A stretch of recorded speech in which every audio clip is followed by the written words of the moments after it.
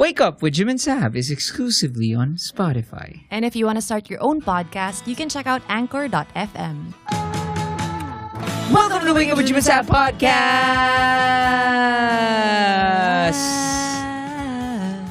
It's a Monday. It's a Monday. But we're doing 5 senses on a Friday. On a Monday.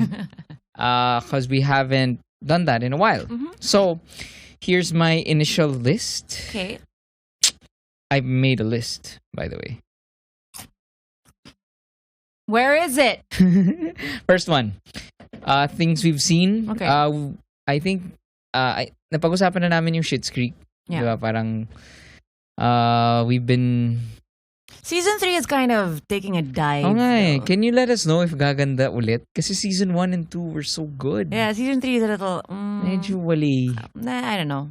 But maybe I'm still gonna watch it. Yeah. So, aside from that, I think yung anticipation series, meaning parang, okay, ito yung series of the week namin, has been Falcon and the Winter Soldier. What are your thoughts on that? Nakakatawa, nag-message si Kyle sa akin. Sabi niya, did you watch the latest episode, which was episode 5? 4. 4. I don't know. Parang 5. Inaabangan talaga. Parang 5. Okay. So sabi niya, oh my God, did you watch it? Sabi ko, yeah. Sabi ko, sama. Sabi niya, what? Sabi niya, I'm so obsessed. Ganyan. So, here's my take. Okay? Nasasayangan lang ako kasi I think the director, parang you had na nga a series to do this. But why does it still feel so cluttered? Yeah, it does feel a lot cluttered. Alam mo yun, gets ko naman kunwari Iron Man 2. Yung usual sakit ng mga big time superhero movies, this first sequel, it's usually like they want to put so much na because they have to give service to the fans, diba? So, kunwari, let's say, kaya, well, I guess, kunwari, Iron Man 2 nga, yun nga. It was Favreau yun pero it was messy, it was weird, and it was basta parang walang Alin magulo. yung Iron Man 2? Ano yung nangyari? Whiplash? Gosh, I don't even remember I think that. so. And I think dun na-introduce si Black Widow. Maybe you should watch it again. Let's see if it's Let's see nga if it's not... Oo nga eh. Yeah. Actually. Maybe because Iron Man was just really nandun good. rin nata si Sam Rockwell eh. Oh my gosh. I love Sam Rockwell. I think he was there. Sam Rockwell is the guy from Charlie's Angels, right? Yeah. The bad guy. Charlie's Angels with Yung Drew nagkaamoy ng Barrymore. buhok? No, gago. That's skinny. Skinny, creepy, skinny guy. Creepy tall guy. Ano ang pangalan niya? Anyway.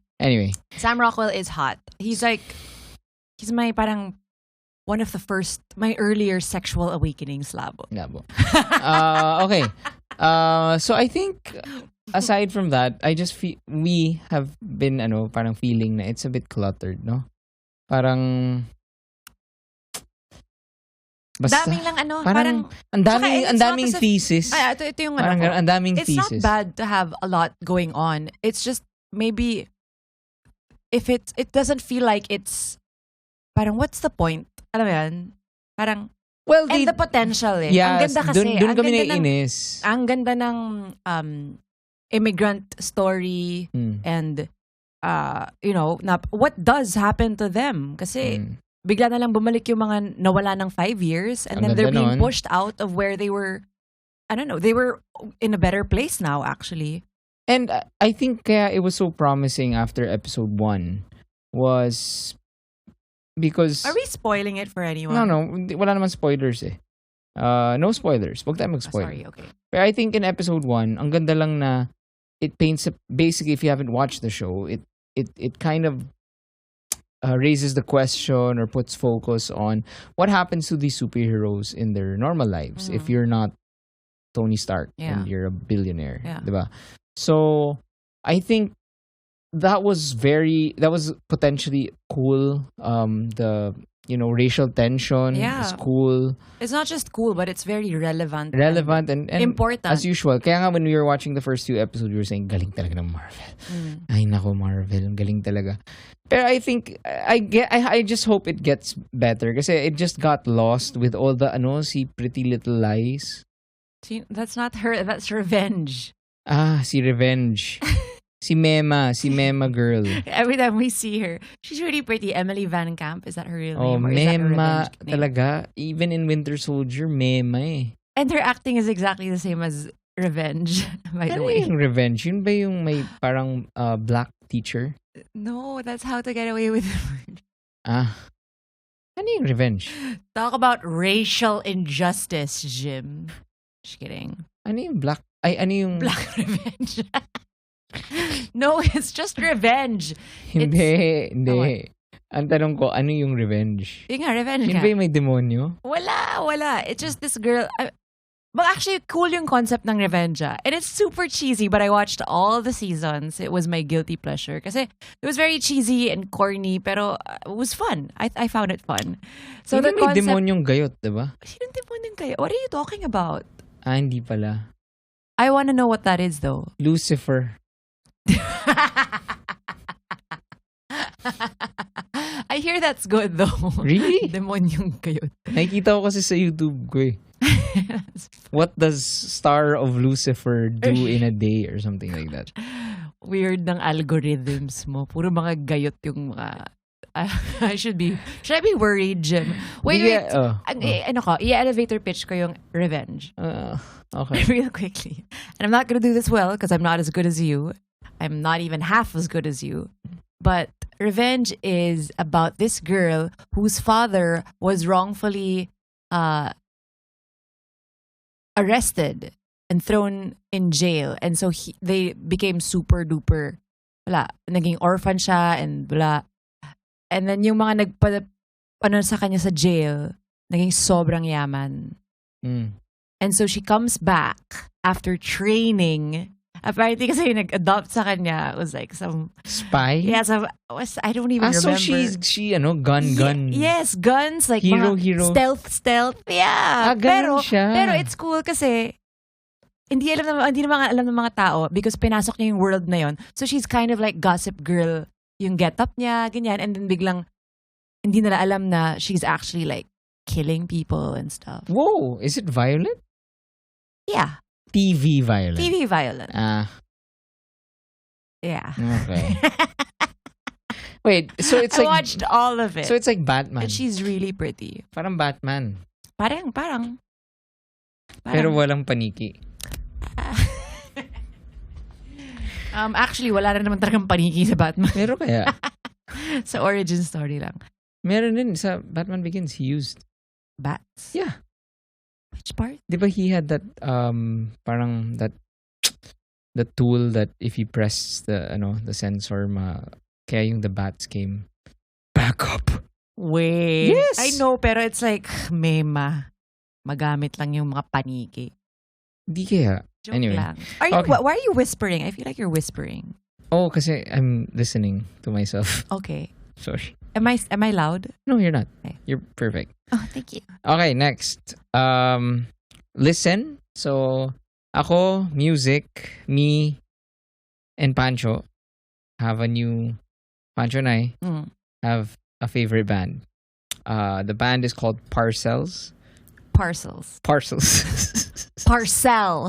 It sounds like Marcel. Again, I'd like to clarify. Ano talaga ako? I am a serial monogamist when it comes to my bands. So, hindi ako talagang, dude, narinig mo niyo bagong Something Shake? Alam mo yan, parang every 5... There are some people like that. Most people, or the people we know, are like every time we'd see them, di ba, parang, grabe, pakinggan mo to, ito yung best band. Tapos parang, okay. And then they forget about it after like 3 songs. Gets mo? So, ako, I'm a serial monogamist, so... When I have to fall in love with a band and commit myself fully to that band. And the newest band that I've committed myself fully to is Parcels. They are so good. Watch their live at Berlin on YouTube. Ikaw, Ako, Dua Lipa? No, not Dua Lipa. Why? I mean, yeah, Dua Lipa also, but Kasi nga, I just listened to her Future Nostalgia album, finally. And masaya. Pero I wanted to share this artist that I've been listening to when I try to focus. The band is called Surprise Chef. And I have no idea how long they've been around. I don't know anything about this band, but some of their music. Bakit hindi mo ever I've been needing concentration music. Oh, this is really nice if you want. Listen to the song All News is Good News. Okay. Nice. Okay. Last for food, wala. We're just doing the same. Kokoro Japanese grinds. Our favorite sushi. We have it has overthrown the others. Yes, we have divorced our previous. We've divorced our previous sushi lovers. Go to. Yeah. So check it out. Kokoro Japanese grinds with a Z. It's so good. Anyway, my bitik. I've upgraded my bitik. Better than ice cream. You know, there's an actual brand. So you can't use that. Hindi, bitik naman yung akin. Ano, okay. Bitik, hindi BTIC. You think ba yung mga taga-bitik sinasabi nilang ewan ko, parang here at Bitik, we believe in... Anyway, Bitik, I bought acai powder. Oh. So it's freshly ground acai powder. Kano yan? Medyo mahal. 700. What? Yeah. Pero maraming shakes yan. Siguro mga 40? No way. Why? No way. Why? That's too expensive. It's acai. It's a rare super fruit. You're right. Anyway, if you don't know what bitik is, I put stuff in a blender and I make ice cream for myself and the boys. So if you have kids, or if you want an ice cream, because it really is better than ice cream. How come you didn't give me a smoothie today? I can't believe you don't think that this is better than ice cream. It is. Then why do you still have ice cream? Wala lang. Kasi I had Magnum the other day. So I still am a Magnum apologist. Ako. Anyway. Almond. Okay, so we're moving on. In terms of physical pala, last. We have been alcohol-free for mga 2 weeks na. Ano? Not a glass of wine. And yun nga, yung suggestion ko, I call it AAMR. Do you remember what it stands for? It's sparkling water. What does AAMR stand?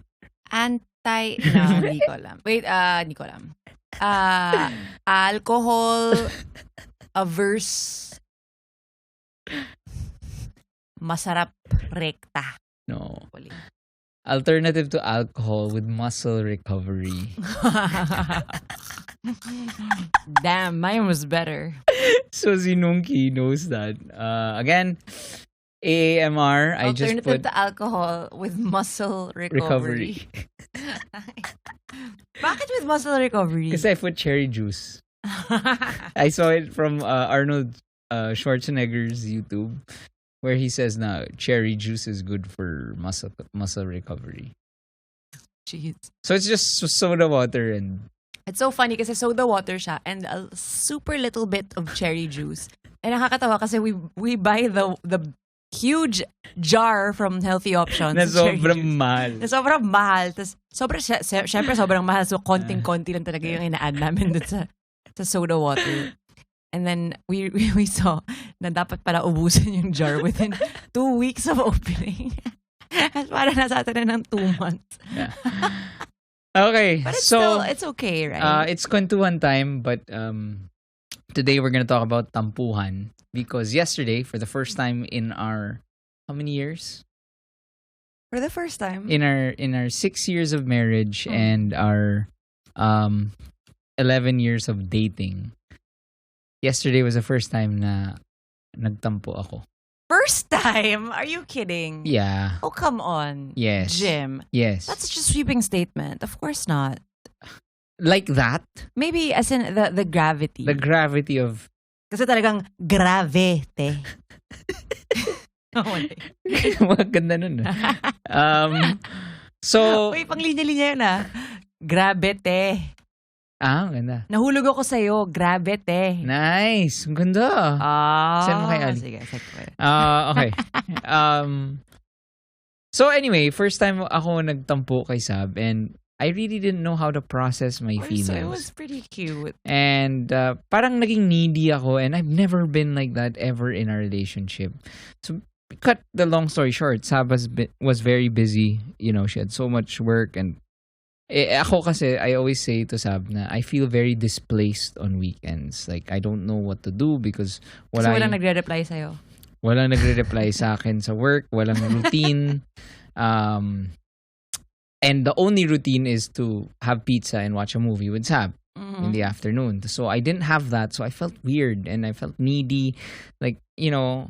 So anyway, I didn't know how to process my feelings. So I thought, why not make a pod from a former, kasi si Saab, she will talk about her days as a Tampo and how do you, and we want to share tips on, or I want to hear tips on how you overcame your being matampuhin. Yeah. Actually, hindi, ikaw, speaking from experience, ikaw, kailan yung last time na nagtampo ko sa'yo? Tagal na, no? Meron pa rin. Like, not serious though. Malamang, syempre. Yung mga jokes okay lang. Pero yung serious, I think pregnant ka pa ata eh. Yeah, and that doesn't even count because I was pregnant.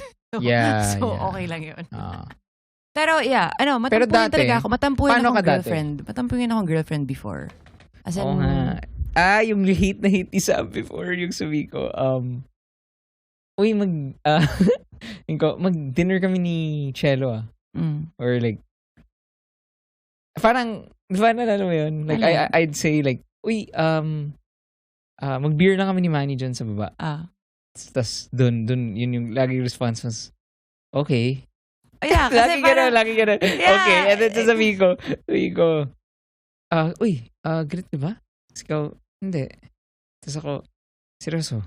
Pero why did you word it that way? What did you mean? Like, talagang gusto mo ba ng one-on-one time with someone? No. It was not even, right? It was so strange. It was because For me, it was passive-aggressive. Because it was like, Jim, like, you and I are best buds. So, bakit di mo isama with Manny? It's so weird. Hindi. Kasi nga, just to explain. Okay, please do. And like, even like, hey, I'm gonna just go on a family call. I'll go on a call with the family, ganyan. Kasi Sam like, okay. Okay. Ako, my thinking kasi was, I didn't wanna burden you with an invite. That's so strange. Ganun talaga ako. Like, even with my sisters, like, so when they were living here in Manila, actually, even inviting people to gigs, I never did that. Kasi I was so scared that I would burden them with, oh no, how do I say no? Hassle. Parang ayoko sila i-hassle. Pero sobrang labo ng, magkasama na tayo, tapos, biglang sasabihan mo ko na, alam mo naman wala akong gagawin that night. I mean, that's still weird. Hindi, it was just... Yeah, pero gets ko. You've always been like that. And then parang to follow yung, gusto sumama? Ayun. Laging ganon. Gusto sumama? Tapos ako parang, hindi. But not if napipilitan ka. Di ba? Laging ganon. Laging parang, di okay. na. Okay. Ano pa mga cases na nagtatampo ka before? Pero siguro sana naman nagigets ng listeners natin na yung pagtatampong ganon, it's kind of okay lang yun. Parang may nagigets mo naman yung reason kung bakit. Kasi parang out of character lalo na. Pero again, yeah. Pero again, it's like, gets ko kasi if you're in a kind of, let's call it awkward, or a relationship that's not as comfy as ours, na parang, you want like your alone time with, na parang, But gets ko naman rin yun if you really wanted that. Pero sinasabi ko naman sa'yo yun yeah. Pag kuwan, like, uy, mag-all boys kami. Yeah, and pag sinabi mo yun, I'd be like, yeah, sure, go. Pero yun nga, yung mga weird na biglang, it's weird. Pero ako, I just wanna say, I really think that, I think God blessed us with such great friends. Yeah. Because we super skipped those issues. What? Promise. Kasi we're one whole barkada eh. Yeah. Diba? Yeah. Like parang, if, Kyle is coming over, okay, then that means, or if I'm gonna go with Kyle, parang kumbaga, he expects Saab to be there. Yeah. It was never, kasi nga, we both have had relationships where it required na laging may adjustment na, ay, kasama ko yung girlfriend ko. Hindi pwede. Or, di ba? All girls, all boys. Alam mo yun? I think talagang we were very fortunate na ganun yung setup, ganun yung friendship natin. Kasi we didn't have to go through with ba't kayo lalabas ni ganyan? Lalabas na naman kayo? Hindi tayo nagganon eh, di ba? I think hindi rin tayo nagganon kasi it was the relationship itself. Kasi parang, siguro, I mean, I don't think so. In the earlier days, tayo, diba, kasi nahirapan ka with me being at the office. Kasi it's nice, yeah, definitely. I was super tampo talaga. Yung, when you were gonna get this job na biglang magkakaroon ka ng Saturdays na papasok ka rin sa office. And I was just so devastated and sobrang hindi ko na-get. Siyempre, I was younger back then, diba? And my work was really, as in, parang I had taping 3 times a week. So, my Saturday and Sunday with you, parang for sure, akin ka or whatever. And so it just really super, as in heartbroken. Ganun, parang, tangina. Naalala ko talaga yun nung sinabi ko sa'yo. And I felt, and actually, natauhan ako when I opened up to Cello. And then she said, parang kasi I was, nag-open up ako sa kanya. And then she was kind of like, yeah, but isn't he doing this for your future? Parang ako, oh shit, nakakahiya. Parang ang babaw ko pala. Well, yun naman, I think yun naman yung magandang part of yung sa tampuhan, no? Parang, so let's start first with, what are yung mga okay na tampuhan? Ano yung mga pangit na tampo? Ewan ko, ano bang tampuhan? I think yung okay na tampuhan is, let's say, when there's, when love languages are not aligned. Okay lang sa akin yung tampuhan na yun. Kasi, what do I mean by that? So, Saab is acts of service, I'm words of affirmation. Ako, nagtatampo ako kay Saab before, pag kuwari, let's say, I make her listen to a song. Tapos kebs lang siya. Sabihin ko, uy, ganda tong bagong to na I'm writing. Siya, oh, okay. And because words of affirmation ako, magtatampo ako. And you didn't deliver, parang hindi tayo nag-match. Ikaw naman, kuwari, like, hey, I'm gonna go here. And then, I don't know, maybe I'll just find a ride. Tapos ako, okay. So, ikaw galit kasi hindi ko ginawa yung act of service. Yeah. I think it just means that you just need to communicate more. Yeah. Diba? That was really that was the bulk of our tampuhans talaga. Kasi we had a lot of conversations about it na we really worked on it. Sabi ko na, Jim, I'm so sorry, pero sa akin talaga makikita na parang nafe-feel ko talaga yung love kapag na-hassle yung tao for me. Alam mo yun? Which I don't like. Hindi ko gustong pinapahassle ka. But when you voluntarily na mahassle ka for me, nafe-feel ko yung sacrifice and yung love. And I feel really loved. Yeah. And for Jim, hindi naman siya. Hindi naman sa wala kang ginagawang acts of service. Pero, ngayon? Hindi, dati. Ngayon, sobra. Kala ko ngayon eh. Ngayon, sobra. But this is just a reminder to all our pod kids listening na it really takes work. Yeah. And, yun. But, going back to sinabi mo na friendships and stuff, I don't think it's, it's take it or leave it thing yung pagkakaroon ng time with your friends separately. Kasi kunwari ako, I still have some friends na hindi naman the band. Kasi the band, that's your best friends because we're really with them all the time and together tayo, diba? But then I'll have my beshies like kunwari, Lauren and Megan, and then we'll have na kami lang yung mag-lunch. And I don't expect you to come. Yeah. I don't think you wanna come anyway. Sometimes if you're free, pero I wouldn't expect it. Yeah, I'm not saying na ano. And I just wanted to assure the pod kids, if they have that, we're not judging you at all. It's perfectly normal. Actually, ang gusto ko lang, kaya ko lang naman siguro sinabi yun is because I'm acknowledging that it helps. it's no, I mean that it really is a challenge for everyone. I'd like to say, no? Parang there will come a point in your relationship or even your friendship. Pero siguro kasi, tinan mo, yung friends na sinabi ko, like si Lauren and Megan, hindi rin naman gumigimik yung mga yun. So, parang hindi rin siya a recipe for disaster. Alam mo yun?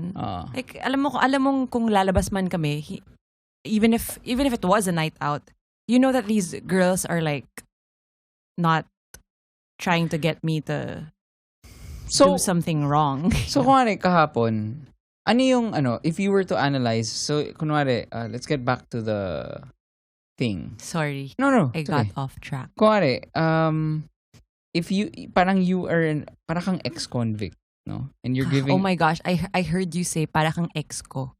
And I stopped listening. Tampo na ako. Okay.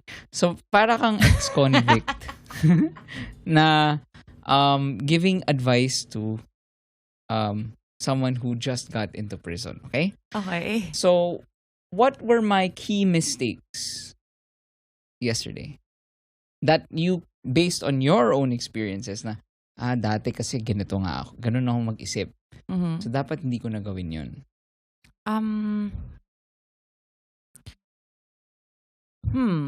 Like, ano yung pagiging needy? Do you, okay, sige. I'm not gonna get into details what happened yesterday.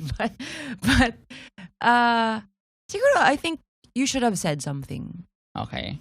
And, alam mo naman, before, diba, Jim, I think how it helped me with my tampo was me being pa-cute na lang. Na parang, Parang, pasin mo naman ako. Ganon. And then parang, ay, sorry, here's a hug, 5-minute hug, and I'm here. Okay, so of course you don't need that. That's a very, very, that's great advice because it super worked for me. Dati, when we were in our younger years, kung gawin mo yun, drop everything ako, and like, parang kinikilig pa ako to make you lambing. Jirit. Sobrang jirit.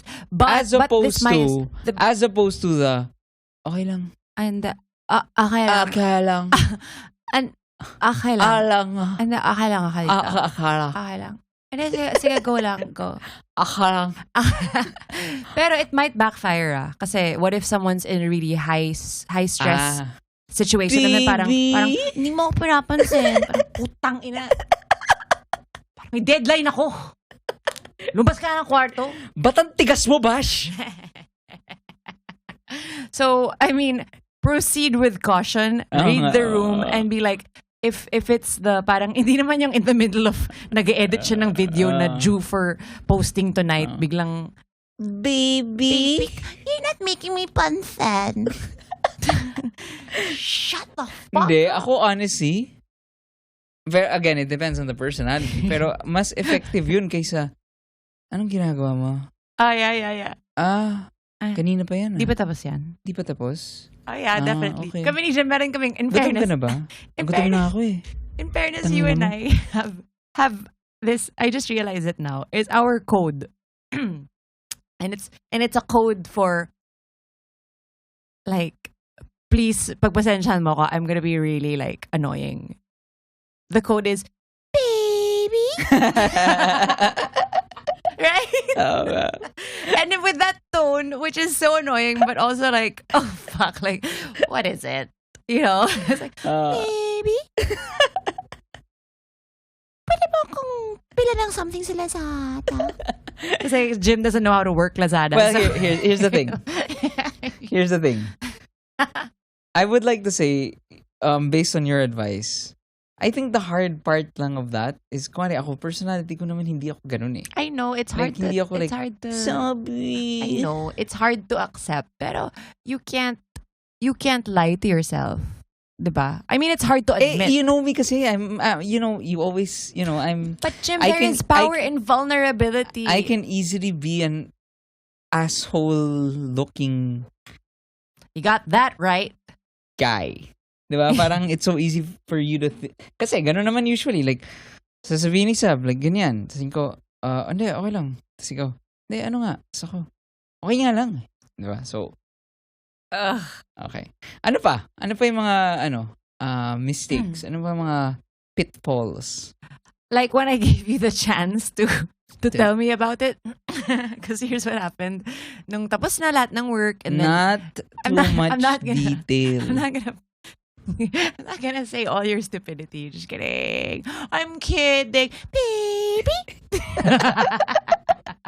But, so finally, we did have pizza, only it was at night. So we were setting up na what movie we were gonna watch. Kasi whatever. late dumating yung pizza. Okay, so magutom pa siya, yun pa. So I told him, while I was setting it up, then I told him, very, very, hindi accusing yung tone. And I just said to him, parang, hey, are you mad at me ba? Did I do something wrong? Because I don't know why I feel a little guilty. I was communicating as best as I could. And then he was like, huh? No, of course not. No, I'm just hungry. But turns out later when we had a talk, it wasn't just that. But yun nga, I think yun, if they give you a chance, wag mo nang anuhin, try mo nang wag anuhin na parang, hindi, okay lang ako. Okay lang. Okay lang. Hindi, okay lang talaga. Okay lang. Hindi. Okay lang. Okay lang ako. Okay lang. Ata? Okay lang ako. Sabi, why do you think pero kasi ganito, the reason why I didn't wanna say na what I felt, kasi I was thinking, if I say this, ay naku, mag-aaway kami. Didn't you feel that? Kaya ka laging, hindi, okay lang. Gumaganon ka, diba? Ahala. Diba? Nagaganon ka before eh. Oh. When I would say like, oh, are you No, mad? yun nga. I think the what I have learned nga is you just have to stop yourself from, you be very careful with your words na hindi magiging parang attack dun sa tao na parang, instead of saying na parang, oh, kasi sobrang busy mo eh. Hindi mo na ako pinsan the whole day. Pero kahit gawin kong, I know na the technique kasi is you have to talk how it made you feel, diba? Yeah. Kasi so your partner will have empathy for you. Yeah. So, kahit gawin kong ganun, lagi kang nagagalit pa rin eh. Of course not, Jim. If kung sabihin ko like, I felt like, No. If gawin ko yun, No. aawahin mo pa rin ako eh. No. Gusto mo mag-away ngayon? Kung sabihin ko, na-hurt ako nung ganito. Hindi ganun yung, yun eh. Hindi ganun yung wording nun eh. Kasi tinan mo, ang ginagawa mo is, na-hurt ako kasi ginawa mo to. Hindi ko ginagawa yun. Yes nga. So what would have happened is, as you talk about it, how you felt, you'll also understand nga how silly it was. Kasi alam mo namang hindi. So but still, letting it out would help. Kasi I would have been really like, oh yeah, I know, I'm sorry, and then ikaw, what happened pa was, diba, you kept telling me like, no, don't be sorry, like, you didn't even do anything wrong. And then, yun, so, as long as you're being honest about it, then I think it's good. And make sure lang na, sige, let's give it a second try ha, acting tayo. And then you do it the way you think you should have done it. I should have done it? Yeah. Okay. So I'll say like, hey, parang you're mad at me. Are you mad at me? I'm not mad at you. I am a bit hurt that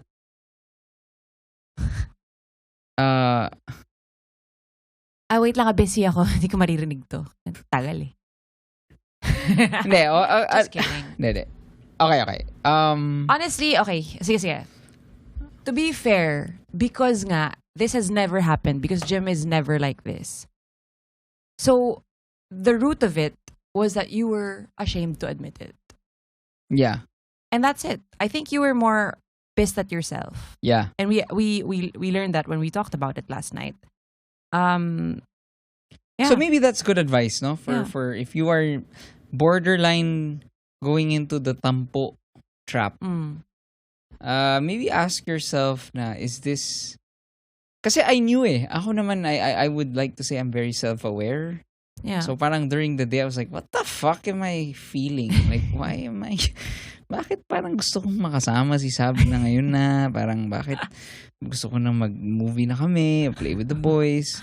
Parang bakit? Anong problema mo? Parang ganun. Tang ina, Jim. Parang ganun. Oh. So, I think you should. Maybe that's a good exercise. That's what made your temper, kasi you were hard on yourself. And it shouldn't be that way. You're allowed to miss me.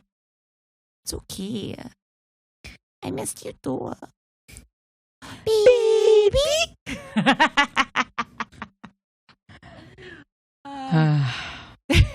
Okay. Well, that's, I that think was fun. Is that enough? Yeah. That advice? Yeah, I think so. Yeah. So yeah, remember your love language whenever you're nearing a fight. Ano pa sabi mo? Ako, parang always step back kasi it's so easy to just explode talaga. And then parang just you can catch yourself saying something or delivering something really weirdly. Meaning like, oh my gosh, I can't believe I'm talking this way. Kasi, diba? I don't want I don't want to do this to my partner, and I love him or her so much, and that's why always think of your partner first when whenever you plan on responding. Diba? Parang what does she really mean when she says this? So if you're the recipient of the tampo. Yes. And isipin mo, ano kaya yung pinagdadaanan ng gagong to? Joke. And last piece of advice. Always remember that you are with your partner because you love each other. You're in a commitment. So, assume natin talaga always na they have good intentions and that they would never do anything to hurt you. So, medyo boblak lang talaga. Medyo dense. Di lang nila naisip. So, laging ganon. Yun yung lagay mo sa utak mo. And that's gonna help you talaga na, okay, like Jim would never. I mean, no, I feel this way, but he didn't mean to. But I could tell him that he could be doing it another way because it makes me feel this way. Diba? Yeah. So yun, instead of snapping na lang and starting a fight. Yeah. I think we can do ang maganda, we can do a part 2. Tampuhan with friends. Oh. With, let's say we can have Manny or Ali. Oh. On. Yeah. And then we can do... I can also have Candy because we've only had one fight our whole lives. We can do the worst we can do the worst tampuhins. Ano yung pangit na tampuhin talaga? Ano yung hindi na fun and cute? Like, ano yung parang crazy evil? Yeah. Yeah, so we have a bunch of episodes. Please, we just want to remind you guys to please subscribe to our podcast. On Spotify, click follow. Yes. Yeah. That's it. Yeah. Bye. Bye.